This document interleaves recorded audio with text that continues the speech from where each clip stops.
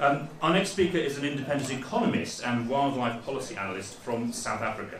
He's worked at some of South Africa's leading think tanks and is a consultant for the EMS Foundation and author of a new report published this week which says that a UK ban on trophy imports could help lift thousands of Africans out of poverty. Ladies and gentlemen, Dr. Ross Harvey.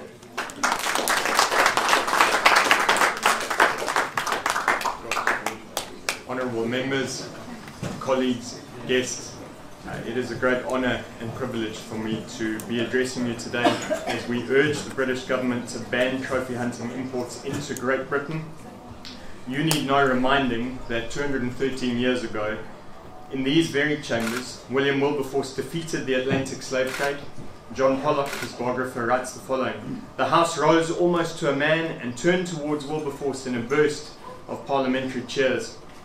A long defence of the trade and of slavery itself could not alter the mood of the House. That defence amounted to a willing deafness to the cries of real slaves. Wilberforce's enemies held that slavery was nasty but necessary." Such a defence sounds eerily similar to the defence of trophy hunting today. We are told that without the hunters' philanthropy, wild landscapes in Africa will revert to ecologically destructive livestock farming. Poverty-stricken local rural communities, we are told, will go without meat and jobs. Consider, however, a recent incident from my home country, Botswana. Imagine the cries of a young elephant bull at seeing his father shot down in front of him by trophy hunters near the Dobie border. The small elephant family is now deprived of the knowledge and instruction of its patriarch. The local community fears that the resultant trauma will make the elephants more aggressive towards people, inflaming human and elephant conflicts. It is also one less large-tusked bull that high-paying photographers will never get to see. My children, Caleb, age 6, and Anna, age 5, will most likely not see a large-tusked elephant in the wild. There are probably less than 40 left. Or consider the hunter who shot a collared bull in the same vicinity a few weeks later and tried to burn and bury the research collar. The local community was not consulted over the reintroduction of trophy hunting to its concession. Far from bringing conservation dollars to starving communities, hunting undermines their opportunities to participate in the sustainable ecotourism trade. These are not isolated incidents.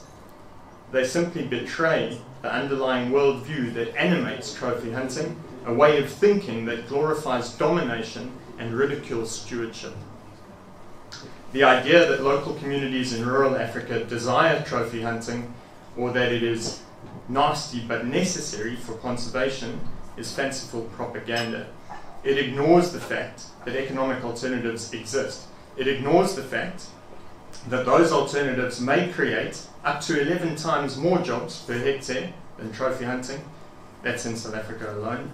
It ignores the fact that killing the biggest and best elephants or lions destroys genetic strength and ecological integrity, the very bedrock of future photographic non-consumptive tourism.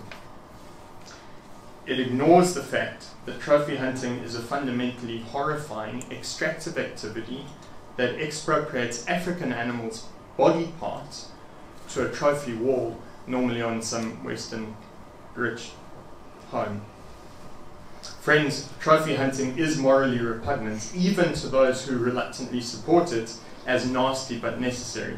Wilberforce had the courage to stand firm against such rationalizations.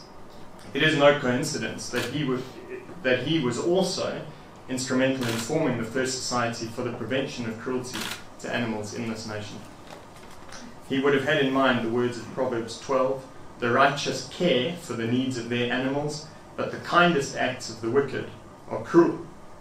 It is now time for the UK to heed Wilberforce's epic courage and ban trophy hunting imports as nasty and entirely unnecessary.